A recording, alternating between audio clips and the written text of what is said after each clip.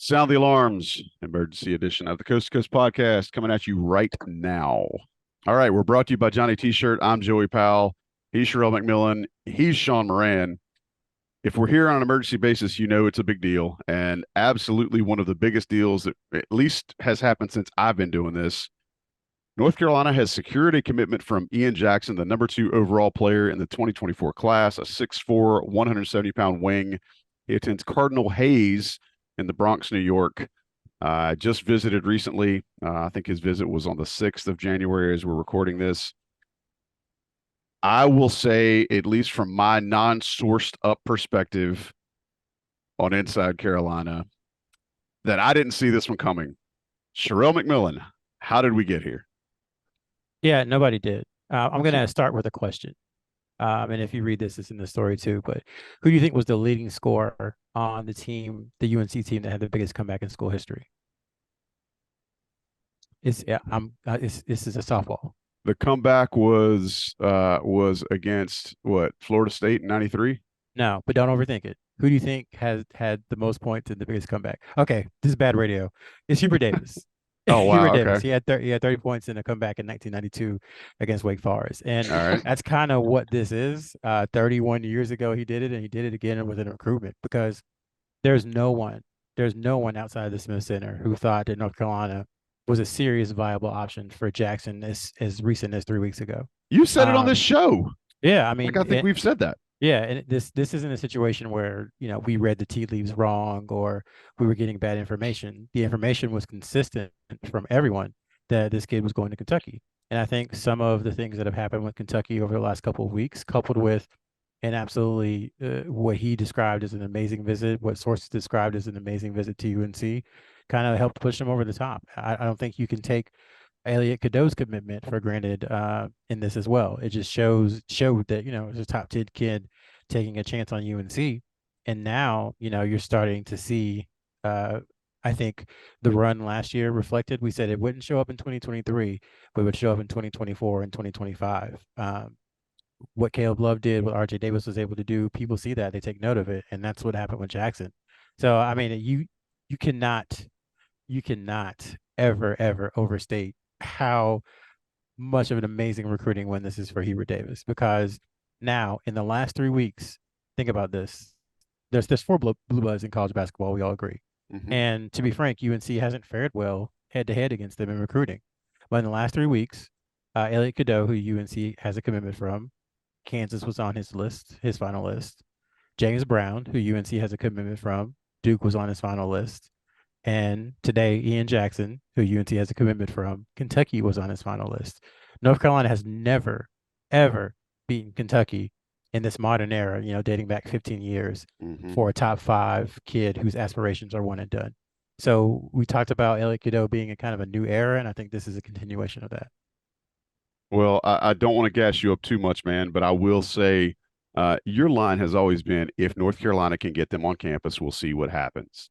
And I want to back that with a tweet from UNC's current leading scorer and candidate for Player of the Year, Armando Bacot, who says, if you're on a visit and you don't want to come to UNC, don't visit because you end up coming here, or something to that effect. I'm paraphrasing, but he tweeted that recently.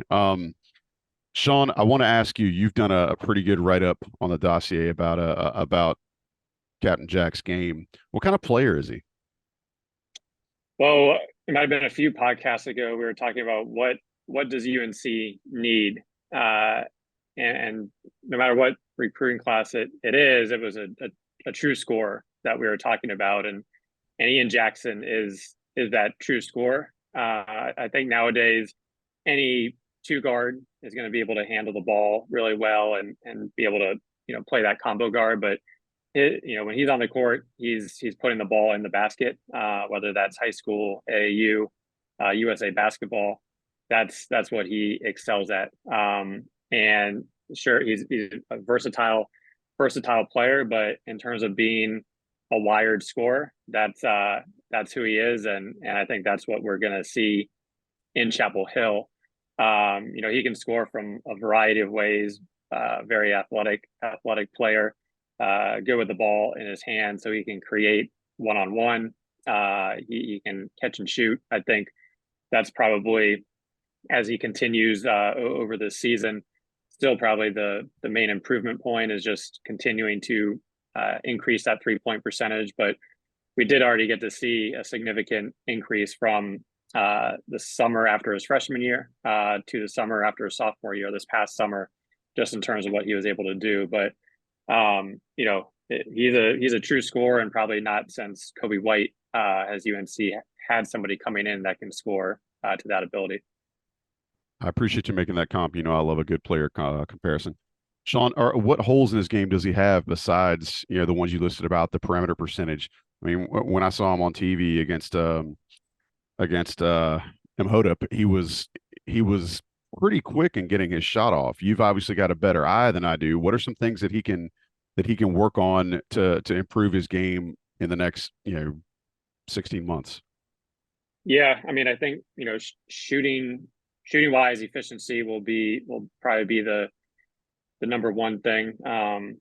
Right now, I recorded around 150 threes, and he's at 33%, which is still pretty good given a large sample that is from his freshman year, sophomore year. So still pretty young.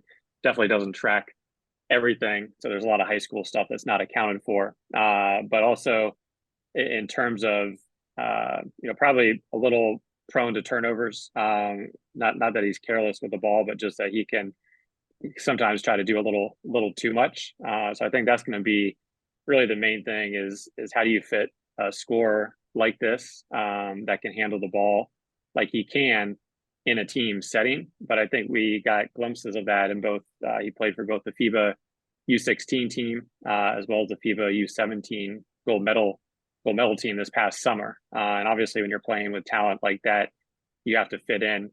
Kind of another comparison, which is going to be rare since you're getting two players when I'm rarely give out any, but another guy is Malik Newman, who comes to mind, not in terms of exactly how they play. I think he's probably a little better with the ball in his hands, but just in terms of these kind of 6'3" scoring guards that can light it up from wherever. And I've seen his height range from anywhere from 6'3" to 6'7" on the USA Basketball site. But having interviewed him in the last live period, I would put it at 6'3", 6'4" max. But those are two of the things. And then defensively, I think he's a guy that can guard probably one through three. I don't think you're gonna put him and say, hey, lock the top offensive player down. But I think he should be a guy that is a strong defender and given his size and strength can guard and switch on a few different positions. Joey, let me jump in too. Sure, man. I would say that's one of the things at USA. He was on the 17 and under team this past year. And at the tryouts and at the mini camps, that's something that everyone came back to, was that his defense was really coming around. And that's what stood out most initially. And that from there, you started to see some of the other things that he does well. So definitely a shout out to his defense, because I think, as Sean said, in college, he'll be able to guard, I would say 1 through 3. And, he's got a penchant for steals, probably guesses sometimes a little too much or takes a leap, but he shouldn't, trying to get a steal. I've seen that in a few of the games I watched of his, but generally a pretty solid defender. And really, to be honest, a ton of what you learn defensively, it doesn't happen until college. So we can talk about defense, but you don't really know, outside of a few rare examples like Seth Trimble, who's going to be a great defender in college when they're in high school. Well, and that's some pretty good comparisons you guys have given out too about, who are the guys that can be that defender and how Jackson has gotten to be more improved on his defensive game. Sherrell, highest ranking commit for UNC since who? Harrison Barnes. Mm-hmm. He's the highest. I would rather say like the internet era, which is roughly 2003, because there were so many different sites and evaluation people, doing rankings in 2000, 2001. Raymond Felton, by some people's accounts, was ranked number 2 in his class. But those are the 3 top 2 recruits for UNC dating back, 23 years to 2000. Raymond Felton was number 2 by some. Harrison Barnes was number 1, and then Ian Jackson now is number 2. There were a couple others. Cole Anthony was number 3 in his class. I think Nasir Little was number 4. So a rare type of commit for UNC. Again, can't overstate it. just how big and surprising this is. It's as much the how as the what. I know that's obviously what I usually say. But just the fact that if this was, again, if this was a basketball game, Carolina was down big with not much time left in the game and came back and got the win. So it is a new day. It really is, with how North Carolina's recruited. I mean, no one else in college basketball, I think, has more than one commitment in the junior class. And now UNC has four, including two in the top 10, three in the top 30, and four in the top 55, I think it is. So, they're kind of not quite done, but close to being done in that class, depending upon what Jackson and Cadeau, who both have options to reclass, do. They're ahead of the game. What does this say for Hubert Davis and the staff that they've got this much kind of in the boat, pardon the pun? We know IC subscribers love a good fishing reference. He's got this kind of class already in the boat this far ahead of time. Does this give them potential windows into other recruits that may not have answered the phone before? I think so. I think you'll start to see it with the 2025 class as well. Like I said, I think the run was too late to affect 2023. Those guys had kind of pretty much made their decisions and were moving forward. But I think what happened from February last year through April, I think that is definitely impacting 2024 and already is impacting 2025. I think it's going to impact when they go to the transfer portal. They can say, look, here's a documented history of guys we brought in from the portal. They typically start or they typically play a good amount of minutes. Now, there are a couple of examples where it didn't quite work out, but it at least happened. So they have that. And then, like I said, in 2025, that it catches your eye when you see one school doing so well so early with guys that you play with at USA, on EYBL, on 3SSB, on Under Armour circuit. So it's huge. Again, you cannot overstate it. It is. Yeah, when I'm at a loss for words, it's a big deal. Let's put it that way, because this just was not expected. And I think Hubert Davis is now checking off boxes. He's checked off can he get a team to buy in and play like he wants? Check. Can he get a team to buy in like he wants that wasn't primarily players that he recruited? Check. Can he recruit a solid foundational class? Check. Can he recruit now a high level top end class that features some of the best players in the country? Check. So he's showing that he can do all the things necessary to be not just a really good head coach, but potentially a great head coach. And now the winning just has to follow up. Yeah, it's definitely great for optimism, if nothing else. And hopefully the fan base will find something to rejoice at in seeing this kind of coup with Ian Jackson. Sean, we've talked about this on every emergency podcast we've done, and the answer has been very consistent from you. I'm going to ask you again, what's left missing from UNC's recruiting board right now? We put 23 to bed a long time ago. Now we're looking at 24, and that one's almost done. What's left to add to this class?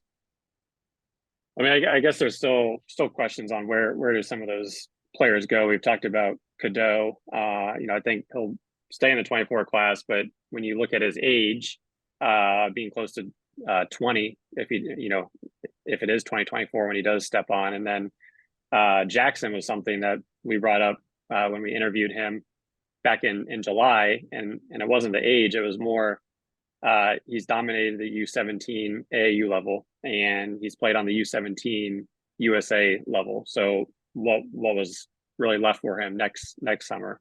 So it'll be interesting just to monitor those situations. But I still think Jaron Stevenson is really the main question mark, because he does bring that say four stretch four ability, which could complement James Brown and Drake Powell and the other guys. And it was Hubert's very first scholarship offer in that class. So last time we set a true score as well as potential Jaron Stevenson, and now we're still at that Jaron Stevenson, or maybe somebody that can fit into that role. And once again, it's a long spring and summer, and other players can come out of nowhere or develop that aren't on the radar, and who knows where the roster's looking. So I think there could always be 1 to 2 different additions, but I'll go with the stretch four. And once again, the true scorers, you can never have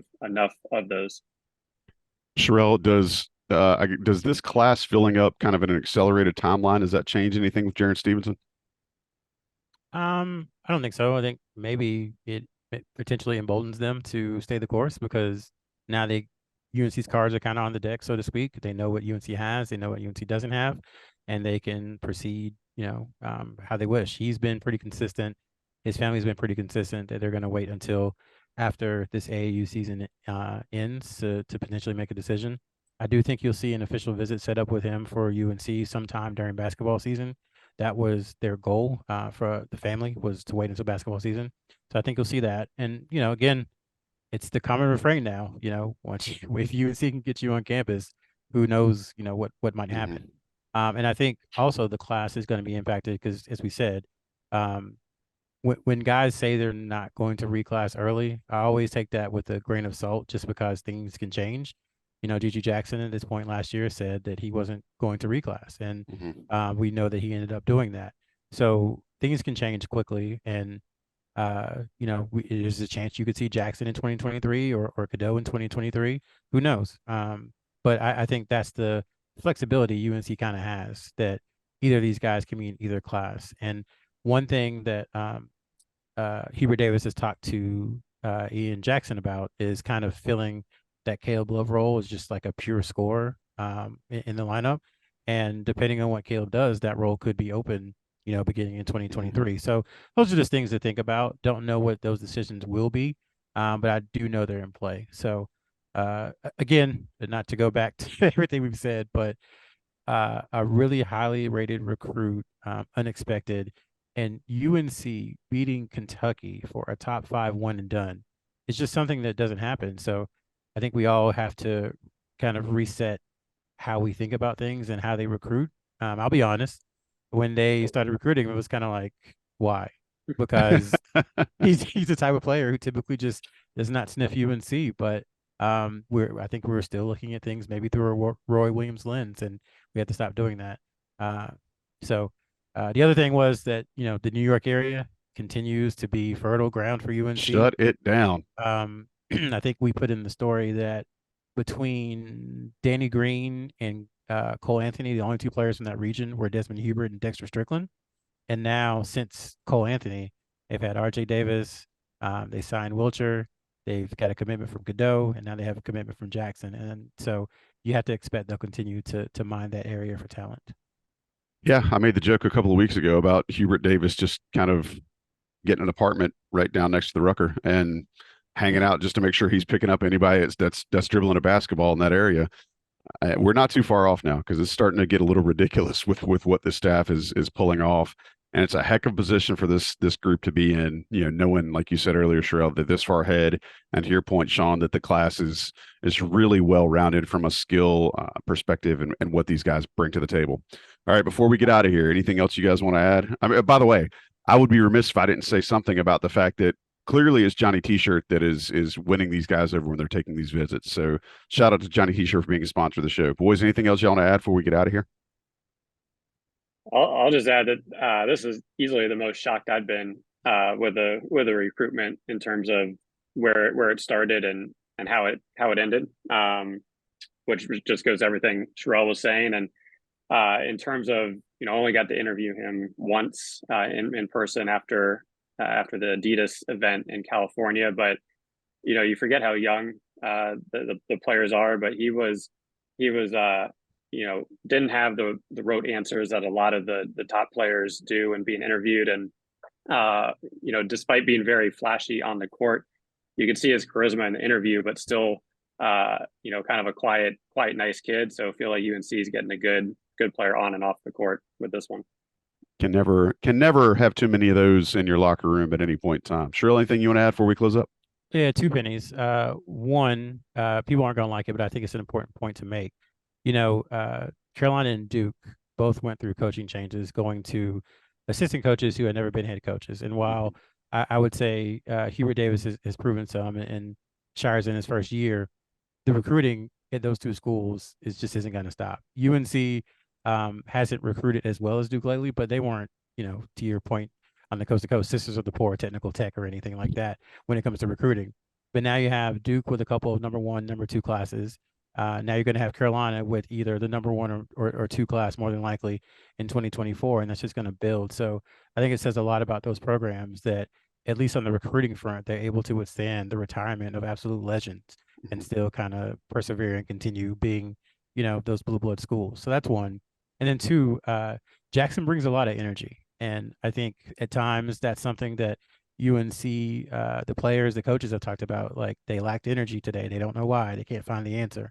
I think with all of the players that Hubert Davis has recruited thus far, I don't know if that will be an issue moving forward.